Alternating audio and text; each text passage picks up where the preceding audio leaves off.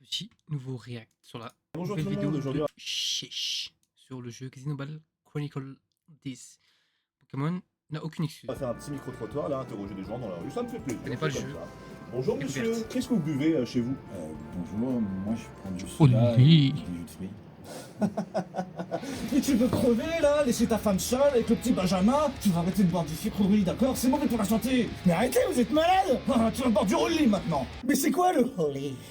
Le Holly est une boisson alternative pour les accros au soda avec et vous écombinez. Et pour la gamine qui se lit. Eh, mais c'est bon en fait! Code sèche. Wow, on dirait un steak tartare. Ça protège pas contre les camions, hein. N'oubliez pas le code sèche et merci Oli. On se casse.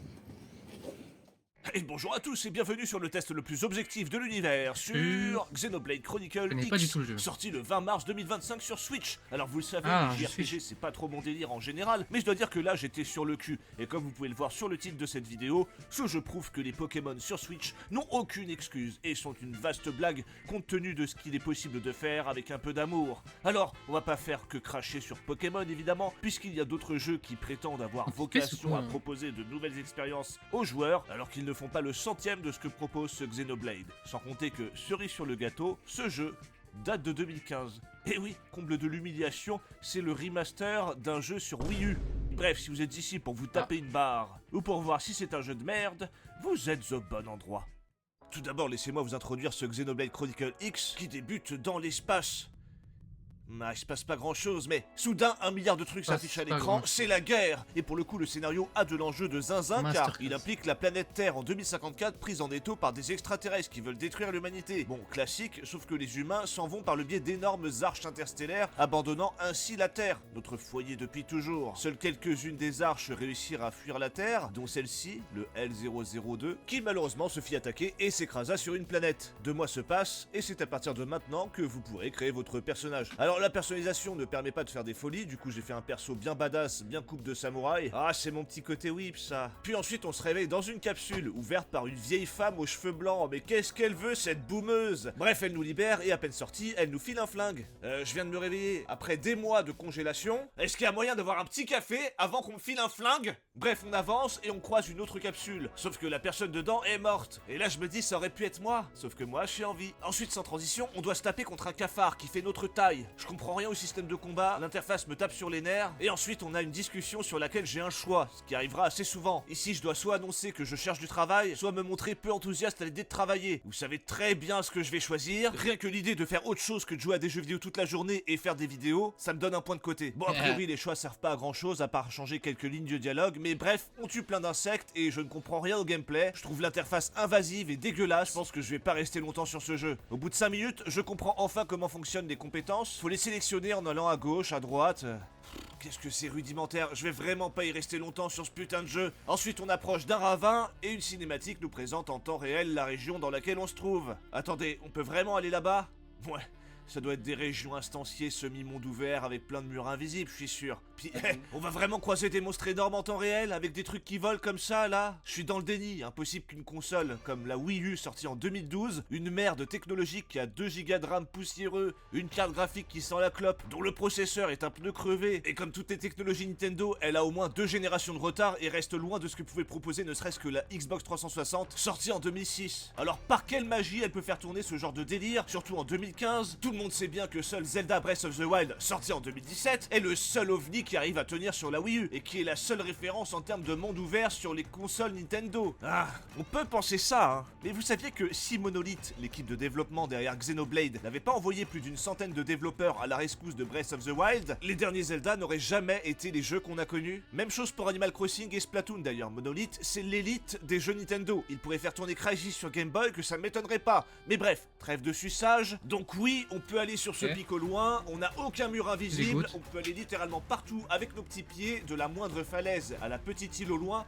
pourvu que vous vous en donniez les moyens. Et oui, les énormes bestioles que vous avez vues sont présentes en temps réel, le tout tournant sur une console obsolète, et pourtant il met une claque au dernier Pokémon sorti sur Switch, la main dans le slip. Mais c'est pas fini, puisqu'on arrive aux portes de la ville de New Los Angeles, on monte en ascenseur en temps réel, et non par le biais d'un temps de chargement comme l'aurait fait Starfield sorti en Big 2023 sur nos consoles next-gen par exemple, et on mate le panorama de zinzin avant de continuer notre route vers un autre panorama celui de la ville de New Los Angeles. C'est pas mal, hein? Mais non, pas les nibards! La ville, bande de petits coquins! Oui. Regardez ça! Et oui, il y a un quartier commerçant, des bagnoles, des tours gigantesques, et oui, vous pourrez aller partout avec vos petits pieds sans aucune limite, et sans temps de chargement. Déjà à l'époque, Xenoblade Chronicle pas mal, X, en termes d'exploration et de gigantisme, est une prouesse la technique Switch, en qui vrai, aujourd'hui encore ridiculise certains jeux.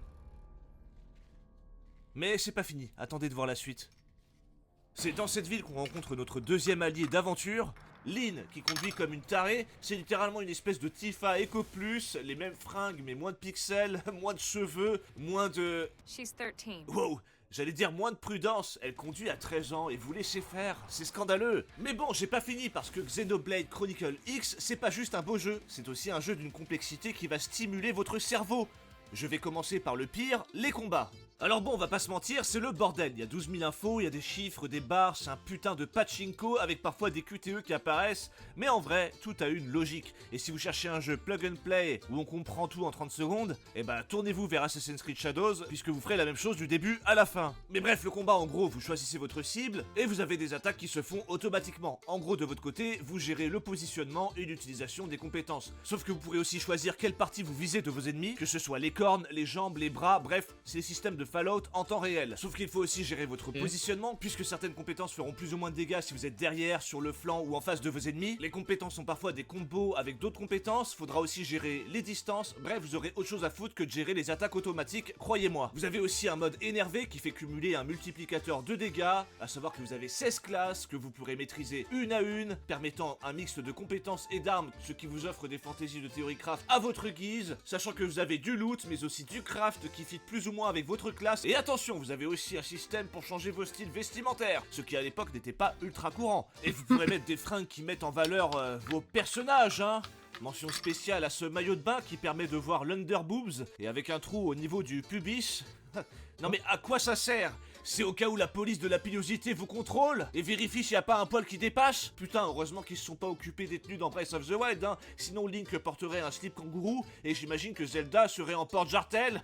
Bref, c'est 2015, c'est normal à cette époque, même si ça rend certaines scènes un peu bizarres. Bref, les combats sont pas très sexy, mais ils sont complexes. Et j'ai pas fini d'en parler, mais on y reviendra plus tard. Parce que là, votre objectif dans ce jeu, vous vous en doutez en voyant à quel point ils se sont fait chier à faire un monde ouvert aussi gigantesque, ça va être d'explorer. Et préparez-vous à bouffer du décor varié, parfois vertical, mais toujours avec un panorama de zinzin pour l'époque. Je me répète, hein, mais c'est juste fou que ça tienne sur la Wii U. Et c'est là où on se dit que Pokémon n'a vraiment aucune excuse. Je rappelle que Pokémon Arceus a tenté de mimer Zelda Breath of the Wild en faisant des mondes plus petits, compartimentés par des temps de chargement, les régions sont dégueulasses, le level design est inexistant, et en plus ça rame, alors qu'en 2015 on faisait déjà 10 fois plus beau sur une console 3 à 4 fois moins puissante. Mais là où j'en veux aux développeurs de Pokémon, Game Freak, c'est que Nintendo a proposé, comme pour Breath of the Wild, à ce que Monolith les aide. Je rappelle quand même que c'est grâce à eux que Breath of the Wild est ce qu'il est, en termes de monde ouvert. Mais Game Freak aurait répondu non.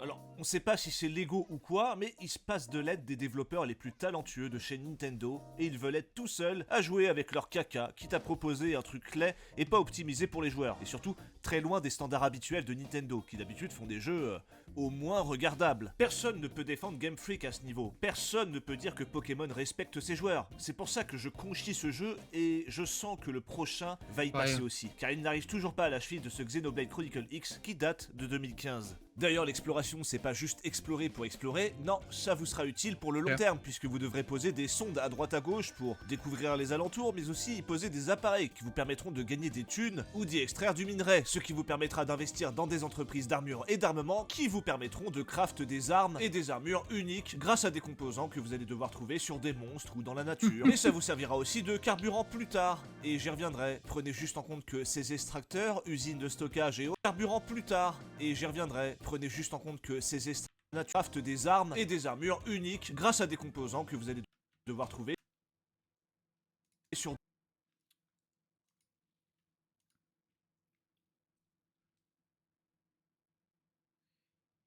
qu'on a vécu. Essayer de faire un truc, mais il me casse les couilles la barre là. Attends, j'ai une idée. des monstres ou d'y extraire du minerai, ce qui vous permettra d'investir dans des entreprises d'armure et d'armement qui vous permettront de craft des armes et des armures uniques grâce à des composants que vous allez devoir trouver sur des monstres ou dans la nature. Mais ça vous servira aussi de carburant plus tard, et j'y reviendrai. Prenez juste en compte que ces extracteurs, usines de stockage et autres doivent être placés au bon endroit, qu'elles sont plus productives si elles sont proches les unes des autres, ajoutant Là, un ça petit va côté sur le Discord, stratégique ça. et optimisant Mettre le ainsi autocollant. votre entrée d'argent et du minerai sur le long terme, puisque vous avez une récolte toutes les 30 minutes en temps réel. Ah oui, j'oubliais, il n'y a aucun temps de chargement lorsque vous explorez. Vous pouvez Ah. même entrer à pied dans la ville de New Los Angeles. Les seuls temps de chargement, c'est quand il y a des scènes, quand vous vous téléportez ou quand vous entrez dans votre base. Voilà, tout le reste, c'est une balade sans limite. Mais bon, a priori, Bethesda n'avait pas la technologie pour mettre ça au point dans Starfield, sorti en 2023, sur les dernières consoles next-gen. Mais d'après la presse américaine spécialisée dans les cocktails, c'est le meilleur jeu de l'univers. Ah bah, ok hein. Aussi, le jeu vous proposera des tyrans, des ennemis rares à tuer qui apparaissent parfois la nuit, parfois le jour, parfois quand il pleut. Certains font une taille colossale, on dirait littéralement un boss de World of Warcraft tellement il est grotesquement énorme. On rencontrera aussi des extraterrestres qui veulent absolument tuer les humains, mais ils ont beau être d'une autre galaxie, ils aiment bien s'habiller en cuir style sadomasochiste avec des décolletés de zinzin. Des extraterrestres, d'accord, mais des extraterrestres avec des nibards, là on parle. Ah, je peux vous dire que si les petits gris avaient un bonnet G, l'humanité a beaucoup moins de chances d'entrer en guerre avec eux. Enfin bref, vous aurez aussi une quantité d'alliés à récupérer grâce à des quêtes secondaires qui ont tous une classe spécifique. Le jeu, il a Les l'air d'être missions intéressant principales, de quant à malade, elles, par sont contre. vraiment Oui, bien ouais. réalisées et mettent mon à style de l'amende jeu. des jeux de flemmards comme Avowed. Il y a un À quel RPG moment comme un ça. jeu de 2025 te propose des champs contre champs avec des personnages dégueulasses quand ici on te propose une vraie mise en scène avec des recherches de plans. Alors oui, Avowed n'est pas un JRPG, c'est un action RPG, mais la différence de travail est colossale. Et ça, on ne peut pas le nier. À côté, il fait pas le figure. Et voir des gens qui encensent ce jeu de merde fait par des flemmards, alors qu'à côté on a des jeux travaillés sur tous les plans, ça me file des crises d'urticaire, je vous jure. C'est comme dire qu'un riz blanc fade et mal cuit serait meilleur qu'une blanquette de veau à mes yeux. J'ai l'impression que les joueurs qui disent qu'Avowed est incroyable sont des joueurs qui découvrent le jeu vidéo et qui n'ont jamais joué à quoi que ce soit. Avowed se fait tellement lessiver par le travail derrière un jeu tel que Xenoblade ou The Witcher 3, pour prendre un jeu sorti à peu près à la même époque. Avowed, c'est une trace de pneu qui ne mérite pas The le Witcher quart 3, des le skin notes qui qu'on lui a arrive donné. sur, Vraiment, je ne comprends Dead pas qu'on by défende ce Daylight. jeu, qu'on l'apprécie, d'accord, hein, mais ça me révulse et je performe l'humanité à chaque fois que je vois quelqu'un mettre la note maximale à ce putain d'Avowed. Oh, oui, Bon, je sais venons-en à un game changer qui arrive tard dans le jeu. Vous voyez ces gros robots à droite à gauche là? Eh ben, vous l'aurez compris, comme si le jeu n'était pas assez poussé, vous allez pouvoir en conduire un. Bon, d'abord, il faudra passer votre examen, et une fois les 8 quêtes accomplies, vous aurez votre permis de scale. C'est le nom de ces robots géants. Et là, vous avez, bon, 1 milliard d'informations, mais en gros, vous allez utiliser les minéraux que vous minez grâce à vos sondes comme carburant. Mais avant ça, vous allez dépenser des millions dans l'optimisation de votre scale pour vous et vos alliés. Vous allez vous rendre compte que c'est complexe, certes, vos armes sont vos compétences, ce qui diffère un peu du gameplay à terre. Vous vous optimisez au même titre que votre personnage avec des pièces d'équipement, faites ou non pour votre scale. Et une fois tout cela fait, hey, c'est parti mon kiki! Déjà, le scale va vous permettre d'explorer des endroits alors inaccessibles car il saute très haut, très loin, et en plus de ça, il se transforme en bagnole. C'est un Transformers Oh, en gros. dingue, Et en ça. combat, bon bah ça défonce ça. tout. Par contre, faites gaffe, Ouais. hein, faut l'assurer votre scale. Parce que si vous n'êtes pas assuré et que vous vous faites exploser, vous allez devoir payer plein pot pour son retour, et ça va vous faire mal au cul. Bon alors les combats, c'est le bordel, hein, car le scale est gigantesque sur l'écran, mais putain, on y est. On contrôle un gros robot et on va pouvoir défoncer ces connards d'ennemis géants qui nous ont bolossé quand on était à pied, ajoutant une strache de gameplay supplémentaire, puisqu'on va pouvoir explorer de nouveaux endroits pour lesquels il faut vraiment être équipé de scale, au risque de vous faire one-shot par le premier géant que vous croiserez, à croire qu'ils se sont inspirés de l'arc du continent caché dans Hunter x Hunter. Mais bon, c'est pas fini, parce que par la suite, vous pourrez voler pour aller littéralement partout sur cette putain de planète. Oh tiens, ça rappelle un truc, ces îles flottantes. Alors oui, c'est une recette d'avoir un véhicule qui te permet de faire des dingueries, comme dans FF7 ou encore dans Skies of Arcadia, mais là c'est poussé à un niveau d'exploration plus intéressante, puisqu'on peut descendre et remonter à notre guise du scale sans temps de chargement. Et je le répète, on est sur Wii U, une console aux composants déjà pour l'époque assez obsolète. Du coup, ce Xenoblade que je pensais abandonner dans les premières minutes, j'y ai passé plusieurs dizaines d'heures. À savoir que je ne suis pas influencé par mon attrait pour les JRPG, à part Yakuza Like a Dragon, je crois que j'ai pas touché à une autre licence depuis longtemps. Je ne suis pas non plus fan de manga, j'ai une culture assez faible dans ce milieu qui se limite à Dragon Ball, Hunter x Hunter, Death Note, évidemment mon chouchou GTO. J'adore le Japon pour ce qu'il est, grâce à Même Shenmue pas particulièrement, One Piece, mais Naruto. j'insiste, c'est pas parce que j'ai regardé 3 épisodes de One Piece que je commence à porter un chapeau de paille et à dire Itadakimasu avant de manger des sushis Itadakimasu. Carrefour. Tout ça pour dire que je ne suis Mugiwara. pas influencé par ce qui pourrait attirer un joueur moyen de JRPG, c'est juste pour expliquer à quel point ce vieux jeu de 10 ans m'a alpagué sans que j'ai la Shimura moindre Dane. porte d'entrée culturelle Et voilà. outre le jeu vidéo, ce qui explique aussi peut-être pourquoi je suis passé à côté à l'époque. Sur ce, on va passer au point presse.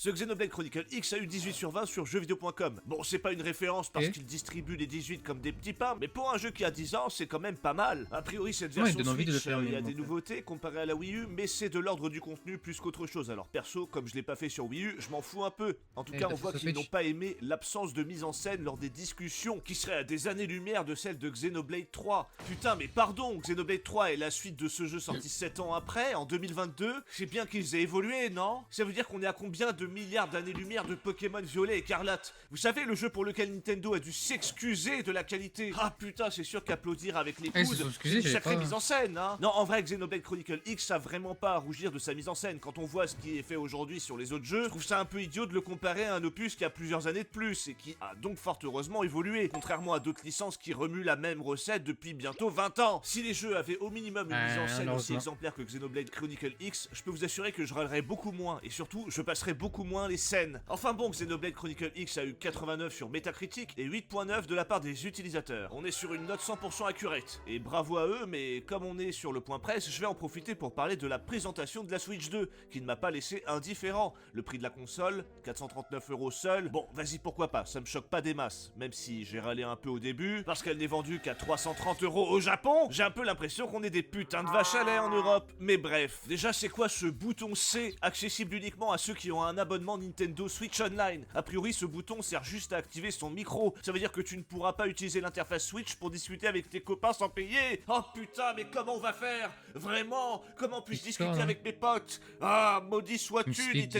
Discord. Et leur Mario Kart à 90 balles en physique. On en parle? Si ce jeu vaut 90 balles, ça veut dire qu'un The Last of Us, un Cyberpunk 77 ou un Baldur's Gate 3 doivent depuis, valoir ça a 300 baissé à balles, non? 70. Alors t'as tous les suceurs de Nintendo qui viennent t'expliquer que c'est l'inflation, que c'est les taxes de Trump, que c'est la conjoncture actuelle. Les mecs, le jour où je Ah. deviens milliardaire, je compte sur vous pour me lécher les couilles jusqu'à ce qu'elles deviennent imberbes, baissé parce parce que que vous êtes justement, vraiment ils ont des voulu, pros dans ce domaine. Y a diminuer leurs aucune autre bénéfices, les raison grosses à part entreprises l'appât comme du Carrefour, gain. Alors oui, on peut l'acheter Amazon, moins etc. cher chez d'autres vendeurs de jeux physiques, mais juste pour l'image, tu mets pas prix conseillé à 90 €. Mais du coup, qui en a profité pour augmenter sa console de 50 €? Sony! Ils augmentent la PS5 de 50 € parce qu'il y aurait un contexte économique difficile, notamment une inflation élevée et des taux de change fluctuants. Alors j'imagine que c'est dû à la bourse, hein, vu que les marchés ont paniqué à cause de la merde que Trump a fait chez eux. Mais ce qui est amusant, c'est que la PS5 n'augmente pas aux États-Unis, mais seulement en Europe, en Australie et en Nouvelle-Zélande. Oh, c'est un contexte si difficile. Oh, c'est tellement triste. Tenez, prenez mes 50 €. N'hésitez pas à badigeonner mon trou du cul avec vos larmes, bande de connards. J'espère pour le coup que la Switch 2 Ouais, va c'est couper terrible. l'herbe sous le pied de Sony et que plus personne ne l'achètera. Augmenter le prix d'année en année. On est où? C'est du foutage de gueule. Puis je vous le dis, un jour pas si lointain, c'est certain, la Chine va forcément pondre une console à prix dérisoire qui pourra concurrencer les bousins next-gen. Ah, ça va leur faire tout bizarre. Bref, revenons à ce Xenoblade Chronicle X et on passe à la On note. prend une console, on pourra jouer au jeu. Bon, comme je vous l'ai dit, je pensais ne passer que quelques minutes sur ce Xenoblade Chronicle X dans un et truc, j'ai c'est sûr. finalement passé des dizaines d'heures. Il y a encore un Nintendo. mois, j'aurais jamais pensé faire un test dessus. Mais il y a des jeux comme ça qui méritent quelques éloges et qui permettent de remettre les barres sur les T. Au-delà de ça, il est extrêmement important que les développeurs et les nouveaux joueurs se cultivent sur d'anciens jeux pour être exigeants. Ce n'est pas normal qu'on apprécie des jeux comme Avowed. Oui, je me répète, il y a d'excellents anciens jeux à qui on peut picorer Alors, moi, des ça m'a idées donné à envie de droite le à faire. gauche et faire mieux. Si C'est jamais pour ça j'avais que sur la chaîne Vas-y. secondaire, je vais de plus en plus parler d'anciens jeux qui m'ont plu et qui méritent un coup d'œil, Très bonne qui chaîne méritent aussi. qu'on s'en inspire. Ici, j'en profite pour faire un test car le jeu est sorti en remaster sur Switch il y a pas longtemps. Et franchement, je suis content d'y avoir joué. Il est pas parfait, mais il est tellement meilleur que des jeux qu'on estime aujourd'hui être excellents. Pour le coup, je dois avouer, j'ai hâte de voir ce que va nous pondre Monolith avec la Switch 2. En espérant que Nintendo ne nous vende pas leur jeu à 150 balles sur 20. Merci à tous d'avoir regardé Incroyable. cette vidéo. Si je vous manque trop, vous avez la chaîne secondaire. N'oubliez pas le code CHECH pour Only. Moi, je vous fais des bisous et je vous dis à la prochaine, mes petits amours. Allez, c'est le printemps, c'est la saison où on baise. D'accord. Bah, en vrai, très bonne vidéo, ça m'a presque donné enfin, ça m'a donné envie de le faire, mais très très bon jeu. Comme quoi, c'est cool qu'ils fassent un peu juste des jeux comme ça, des tests sur des jeux Nintendo, c'est agréable de ouf.